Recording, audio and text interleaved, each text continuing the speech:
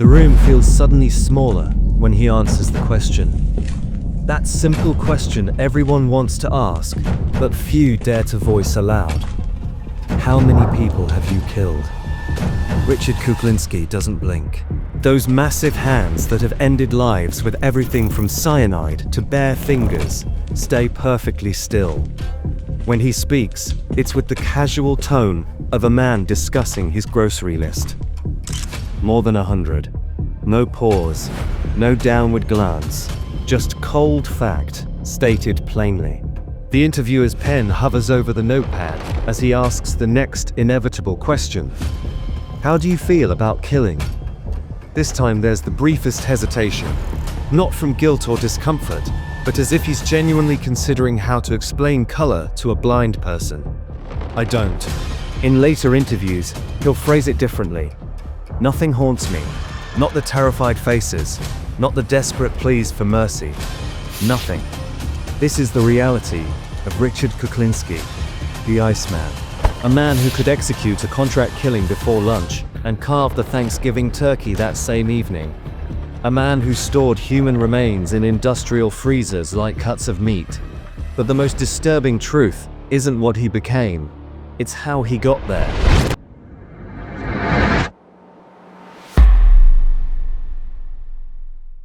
Mr. Kuklinski, we're going to conduct a bat search here. Put your arms out. How many people have you killed?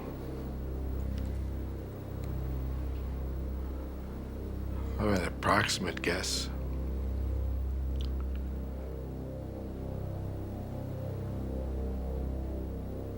Approximate, we'll go with more than 100. How do you feel about killing? I don't. It doesn't bother me. It doesn't bother me at all. I don't have a feeling one way or the other.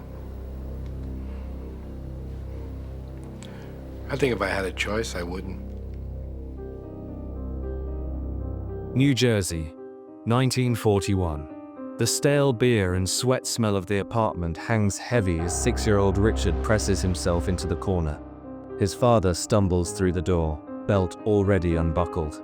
Tonight will be bad. They're all bad, but tonight feels different. The leather cracks against thin skin. In the kitchen, his mother stares at the peeling wallpaper, cigarette burning unnoticed between her fingers.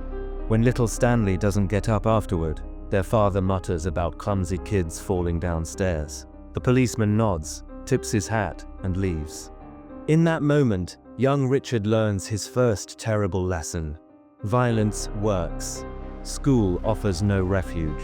Skinny and quiet, Richard wears his trauma like a neon sign. The bullies smell it on him.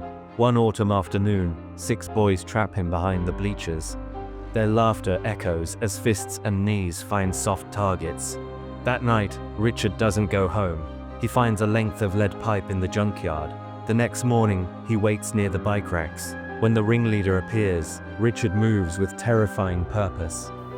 When I was a young man, I found out that if you hurt somebody, they'll leave you alone.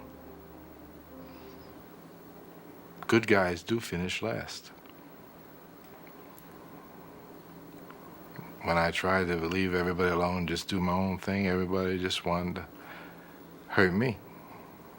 Until one day I just decided, well, I've had enough of this picking. And I went upstairs and I took a bar, which the clothes used to hang on in the closet. And I went back downstairs and there were like 6 young men still figuring they were gonna mess with my head, and we went to war.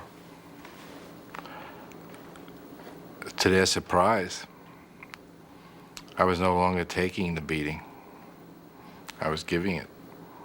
A shadow in the alley. A startled turn. The sickening crunch of skull meeting brick. Richard watches the life drain from the bully's eyes, the realization that in this moment, he holds ultimate control over another human being. Thinks the huge man buying her drinks seems almost shy, gentle. different from the other loudmouths at the bar. She doesn't see the other Richard, the one who presses a hunting knife to her ribs when she mentions her ex, the one who whispers hot breath against her ear. You're mine now, forever. The wedding photos show a happy couple. The home movies captured birthday parties and beach trips. To the outside world, they're the perfect American family. But inside that house live two fathers. Good daddy, who brings dolls for his girls and teaches his son to ride a bike. Bad daddy, who executes the family dog in the backyard when his daughter stays out past curfew. The mob notices the hulking Pole, who never backs down, never shows fear. They test him with a simple order. See that guy walking his dog? Kill him. No questions, no hesitation. Just cold efficiency. They found their perfect weapon. His methods become underworld legend. Cyanide sprayed in the face during handshakes. Crossbow bolts through car windows. Bodies frozen solid to confuse autopsy timelines. They call him the Iceman, partly for his refrigeration techniques, mostly for the complete absence of warmth behind his eyes. Mr. Softy seems harmless enough, an ice cream vendor with a cheerful jingle. By night, he teaches Richard advanced lessons. Poisons mimic heart attacks, how electricity can erase evidence, the best ways to dispose of remains. Until the day Richard puts 2 bullets in his mentor's brain. Why? An interviewer will ask years later. The shrug speaks volumes. He knew too much. The money flows, the power intoxicates, but Richard's getting careless. An undercover agent captures damning conversations on tape. December 1986, flashing lights, cold steel cuffs. As they push him into the squad car, Richard realizes something unexpected. Relief. Prison interviews become his stage. He boasts about kills, chuckles over close calls, plays the role of remorseless killer perfectly, until one day, a reporter asks about his family. The change is instantaneous. The voice that described murders without inflection suddenly cracks. I want them to forgive me. For one fleeting moment, the mask slips. You can almost see the little boy hiding from his father's belt. March 5, 2006. Richard Kukulinski dies alone in a prison infirmary. His daughter keeps the ashes. To reporters, she says simply, he wanted to be normal. He just didn't know how. The unanswerable question. What was Richard Kukulinski? A born psychopath? A warning of what happens when society fails its children?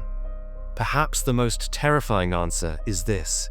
He was human, flawed, broken, but undeniably human. And that means the capacity for such darkness lives in all of us, waiting for the right combination of pain and circumstance to set it free.